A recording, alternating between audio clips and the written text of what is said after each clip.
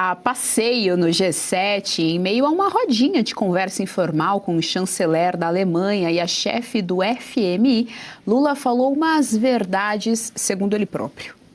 O mundo é no caminho do meio. Essa é a verdade. That's the truth. But this is what you did when you became president first time. Everybody expected you. But you were. Você não foi. Você foi direto no centro. But I was never. Mas essa é. Será que neste tempo todo Lula conseguiu enganar o próprio eleitorado? De qual lado o petista sempre esteve, se não era da esquerda? Doutora Kátia Magalhães, Lula afirmou que ele nunca foi esquerdista, nunca foi esquerdista. Então, tudo isso que nós estamos vivendo desde a década de 80, ali com o movimento metalúrgico, com esses mais de 20 anos de PT no poder, enfim, esse aparelhamento imenso da máquina pública, tudo isso é um delírio coletivo, porque o Lula nunca foi esquerdista. Esquerdistas brasileiros univos, vocês podem ter todos sido vítimas de reiterados estelionatos eleitorais. Que balela! Lula nunca foi de esquerda, Lula é de esquerda desde sempre. O PT foi fundado por ex-guerrilheiros marxistas lá do fim dos anos 70, pelos anistiados, né, pelos beneficiados de uma anistia que hoje a esquerda tanto apedreja. Não, nada, sempre foram de esquerda, sempre foram ultra-estatistas, sempre foram contrários à liberdade, às liberdades todas, a liberdade econômica, a liberdade de empreender, a liberdade de manifestar contrariamente ao pensamento hegemônico. É óbvio que sempre foi esquerdista. Lula foi um dos fundadores, e isso a gente diz de boca cheia, porque fomos proibidos de dizer lá em 2022, na última corrida eleitoral. Lula foi um dos fundadores do Foro de São Paulo, ao lado de Fidel Castro e de tantos outros ditadores esquerdistas que seguiam a sua mesma cartilha. Lula apenas não escrachou no seu primeiro mandato, em que ele chegou junto com um forte empresário nacional. Lula não escrachou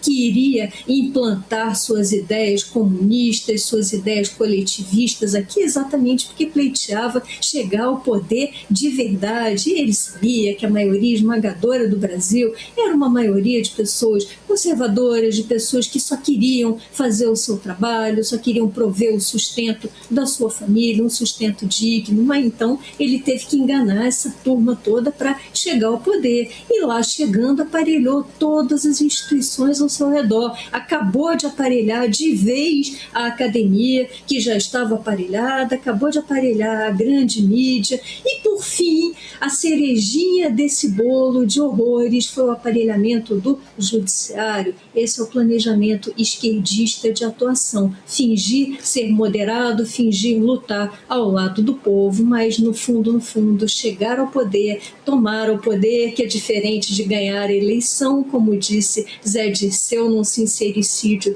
de anos atrás. Então Lula chegou lá. Agora, Lula não engana mais ninguém, passou da hora de defenestrar essa turminha do 13 e seus aliados. Ninguém aguenta mais. Se esse pessoal permanecer, o Brasil vai afundar num abismo de miséria e de falta de liberdade, talvez inédito em toda a nossa história. Brasil, vamos ter juízo, né? Serrão, agora é interessante porque no primeiro ano de Lula 3, o Lula ele não está contando com a nossa memória, mas nós temos memória aqui. No primeiro ano do Lula 3, lá em 2023, além dele ter recebido o Maduro aqui, né, com honras de chefe de Estado, ele também promoveu o evento do Foro de São Paulo aqui no Brasil, no finalzinho de junho. O evento, se não me engano, começou no dia 30 de junho de 2023 e foi até o comecinho ali de julho, e ele foi muito categórico. Ele falou sim que era socialista, que quando chamavam ele de socialista, ele, a petezada toda, achavam que isso era um tom negativo, mas que ele se orgulhava disso, se orgulhava de ser socialista, e ainda complementou que ele combatia a tradição e a família. Lula é uma metamorfose ideológica. Sempre foi isso. Só enganou quem realmente não consegue fazer a análise correta do que é a ideologia de esquerda. O comportamento de Lula nunca foi a de um esquerdista típico, ou depende de como você faz essa análise. O esquerdista típico, como é que ele se comporta estando no poder? Ele esbanja, ele joga com a vaidade, ele gosta de ter, ostentar. E é isso, esse é o Lula, o consumismo, né? Confundindo-se com o comunismo, até tomando o lugar dele, né? Essa imagem elegante do Luiz Inácio com chapéus caríssimos, chapéus altamente valorizados, o top da moda, né? Para algo que já foi da moda usar chapéu. Hoje Lula agora reinventa essa moda, tenta reinventar um personagem e agora internacionalmente dizendo até que ele é o caminho do centro. Esse já é, na verdade, o ensaio da cascatinha que ele deseja usar no discurso eleitoral para tentar se perpetuar no poder.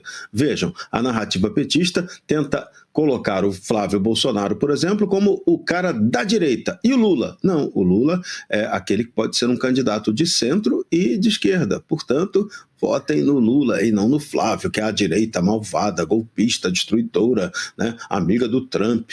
É esse o jogo. Então, Lula está apenas encenando mais um capítulo de seu teatro tosco na política brasileira. Ele que sempre foi essa metamorfose ambulante, sempre fingindo ser o que ele nunca foi.